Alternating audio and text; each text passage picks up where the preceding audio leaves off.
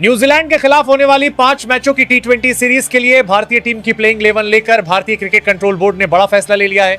यह फैसला अचानक नहीं आया है, बल्कि इसके पीछे लंबे समय से चल रही तैयारी, खिलाड़ियों की मौजूदा फॉर्म और आगे आने वाले बड़े टूर्नामेंट को ध्यान में रखा गया है। टीम का चयन इस बात को साफ दिखाता है कि अब भारतीय टीम टी20 क्रिकेट को लेकर ज्यादा स्पष्ट सोच के साथ आगे बढ़ रही है। वनडे सीरीज के खत्म होते ही बोर्ड और टीम मैनेजमेंट तुरंत हरकत में आ गया। दिल्ली में हुई अहम बैठक में खिलाड़ियों के प्रदर्शन, फिटनेस और टीम के संतुलन पर विस्तार से चर्चा की गई। इस बैठक का मकसद सिर्फ एक सीरीज जीतना नहीं था, बल्कि यह तय करना था कि आने वाले समय में टी20 टीम किस दिशा में आगे बढ़ेगी। इसी चर्चा के बाद प्लेइंग 11 को अंतिम रूप दिया गया। इस बार की प्लेइंग 11 में सबसे खास बात यह है कि टीम को पूरी तरह भूमिका के हिसाब से तैयार किया गया है।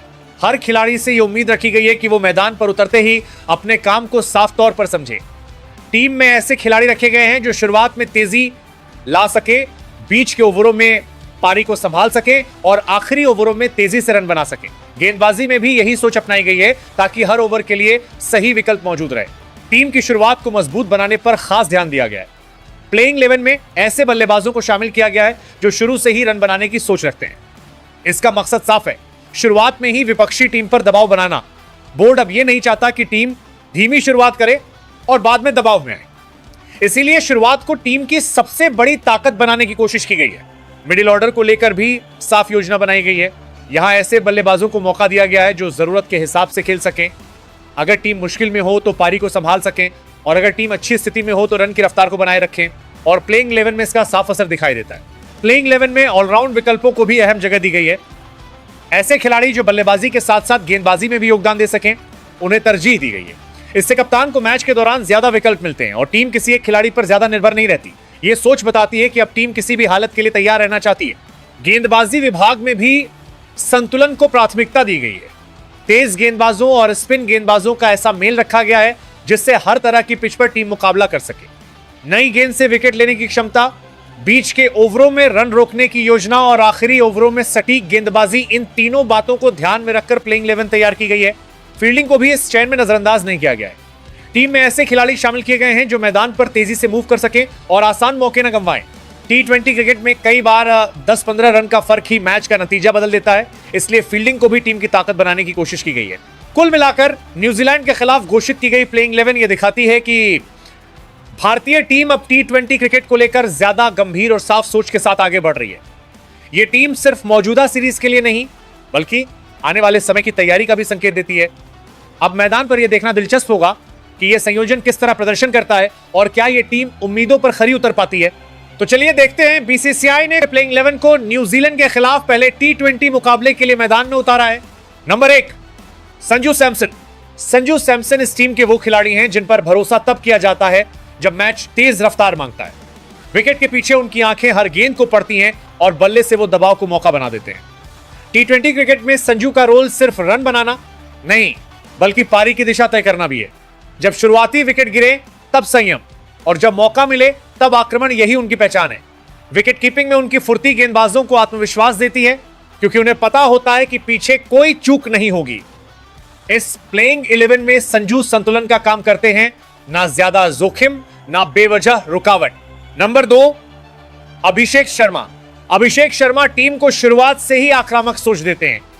वो बल्लेबाज हैं जो पावर प्ले को सिर्फ ओवर गिरने का समय नहीं मानते, बल्कि बढ़त बनाने का मौका समझते हैं। उनका खेल सीधा है, देखो गेंद, लेकिन इसके पीछे उनकी क्रिकेट समझ छुपी होती है। जरूरत पड़े तो वो गेंदबाजी से भी टीम को विकल्प देते हैं। टी20 में ऐसे खिलाड़ी बहुत काम आते हैं जो 2 काम कर सकें। अभिषेक का आत्मविश्वास विरोधी गेंदबाजों पर दबाव डालता है और कप्तान को खुलकर फैसले लेने की आजादी देता है। नंबर 3, सूर्य कुमार यादव। सूर्य कुमार यादव का नाम आते ही टी20 क्रिकेट की अलग तस्वीर सामने आती है। वो खिलाड़ी जो मैदान के हर कोने को अपना बना लेते हैं। पारंपरिक शॉट हो या अनोखे प्रयोग, सब कुछ उनकी बल्लेबाजी में शामिल है। जब मैच फंसा हो तब सूर्या की पारी खेल को पलटने की ताकत रखती है। वो रन सिर्फ बनाते नहीं, बल्कि विरोधी टीम की योजना तोड़ देते हैं। टीम के लिए उनका रोल बहुत साफ है, मिडिल ओवर्स में रफ्तार बनाए रखना और आखिरी ओवरों के लिए मंच तैयार करना। नंबर 4, ईशान किशन। ईशान किशन ऊर्जा और बेखौफ क्रिकेट का नाम है। मैदान पर उतरते ही वो माहौल बदल देते हैं। उनकी बल्लेबाजी में डर नहीं, सिर्फ इरादा होता है। तेज गेंदबाज हो या स्पिनर, ईशान सामने वाले को सेट होने का समय नहीं देते। टीम को उनसे वही उम्मीद रहती है, तेज शुरुआत या फिर बीच में आकर गेम की रफ्तार बढ़ाना। विकेट कीपिंग का अनुभव भी उन्हें अतिरिक्त समझ देता है, जिससे वो खेल को बेहतर तरीके से पढ़ पाते हैं। नंबर 5, हार्दिक पांड्या। हार्दिक पांड्या इस टीम की रीढ़ है। बल्ला, गेंद और मैदान तीनों में उनका असर दिखता है। टी20 में हार्दिक का मतलब है संतुलन।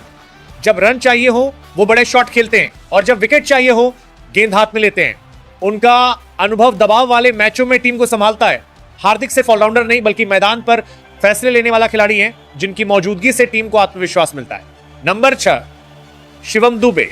शिवम दुबे का रोल साफ है, बड़े शॉट्स और साफ इरादा। जब स्पिन गेंदबाज आते हैं तब दुबे टीम के लिए तुरुप का इक्का बनते हैं। उनकी ताकत सीधी है, लंबे छक्के और तेजी से रन। जरूरत पड़ने पर उनकी मध्यम गति की गेंदबाजी टीम को अतिरिक्त विकल्प देती है। टी20 में ऐसे खिलाड़ी मैच का रुख कुछ गेंदों में बदल सकते हैं और दुबे वही काम करते हैं। नंबर 7, रिंकू सिंह। रिंकू सिंह भरोसे का नाम है। जब मैच आखिरी ओवरों में जाता है और रन कम समय में चाहिए होते हैं तब रिंकू पर भरोसा किया जाता है। वो घबराते नहीं, हालात को पढ़ते हैं। उनकी बल्लेबाजी में धैर्य और ताकत दोनों है। टी20 क्रिकेट में फिनिशर की भूमिका आसान नहीं होती, लेकिन रिंकू ने इसे अपनी पहचान बना लिया। टीम को उनसे उम्मीद रहती है कि अंत तक टिके रहेंगे और मैच खत्म करके ही लौटेंगे। नंबर 8, अक्षर पटेल। अक्षर पटेल टीम को स्थिरता देते हैं। बल्लेबाजी में वो जरूरत के हिसाब से खेलते हैं। कभी रन गति बढ़ाते हैं, कभी विकेट गिरने से रोकते हैं। गेंदबाजी में उनकी सटीकता टी20 में बहुत काम आती है। वो रन रोकते हैं और बल्लेबाजों को जोखिम लेने पर मजबूर करते हैं। अक्षर का रोल दिखने में शांत लगता है, लेकिन असर बहुत गहरा होता है। नंबर 9, हर्षित राणा। हर्षित राणा युवा जोश का प्रतीक है। तेज गेंद, आक्रामक सोच और विकेट लेने की भूख, यही उनकी पहचान है। टी20 में ऐसे गेंदबाज बहुत जरूरी होते हैं जो बल्लेबाज पर सवाल खड़े करें। हर्षित नई गेंद से भी असर डाल सकते हैं और बीच के ओवरों में भी। नंबर 10, जसप्रीत बुमराह। जसप्रीत बुमराह वो गेंदबाज हैं जिनके आने से बल्लेबाज की सोच बदल जाती है। टी20 में जहां एक गेंद भी महंगी पड़ सकती है, वहां बुमराह अपनी सटीक गेंदबाजी से खेल को नियंत्रण में रखते हैं। उनकी खासियत सिर्फ तेजी नहीं बल्कि सही समय पर सही गेंद फेंकना है। चाहे पावर प्ले हो या आखिरी ओवर, कप्तान की पहली पसंद बुमराह ही होते हैं। उनकी गेंदों में विविधता होती है जिससे बल्लेबाज अंदाजा नहीं लगा पाते। टीम को उनसे विकेट से ज्यादा भरोसे की उम्मीद रहती है। वो भरोसा कि मुश्किल समय में रन नहीं बहेंगे।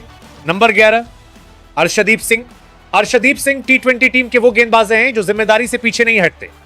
बाएं हाथ की गेंदबाजी उन्हें खास बनाती है, लेकिन असली ताकत उनकी समझ है। वो जानते हैं कि किस ओवर में कैसी गेंद चाहिए। नई गेंद से वो दबाव बनाते हैं और आखिरी ओवरों में संयम दिखाते हैं। टी20 क्रिकेट में जहां डेथ ओवर सबसे मुश्किल होते हैं, अर्शदीप वहां शांत रहते हैं।